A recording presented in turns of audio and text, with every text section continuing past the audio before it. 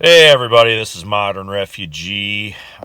I got an old Woodsman joke that I want to tell you guys that came from a farmer friend of mine.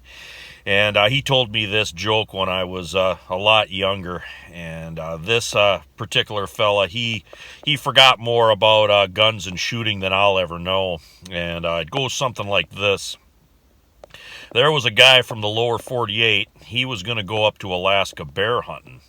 And all his friends down here told him, oh, you need to get a 44 Magnum revolver to take with you when you go bear hunting up in there in Alaska for backup.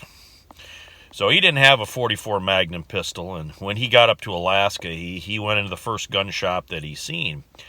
And he walked in there and he said to the guy behind the counter, he says, where are your 44 Magnum pistols?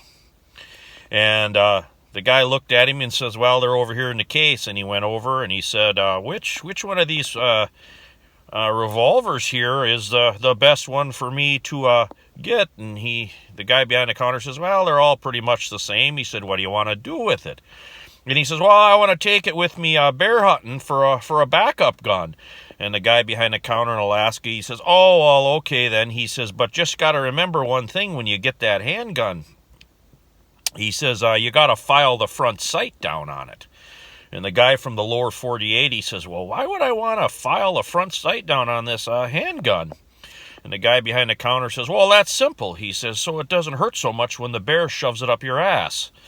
And every time I hear two guys arguing about handgun stopping power, or I hear or I see online two guys arguing about handgun stopping power, that old joke comes back to me. And I thought I'd tell you guys that joke. I got a kick out of it back then, and I still get a kick out of it today. But anyway, you guys take care.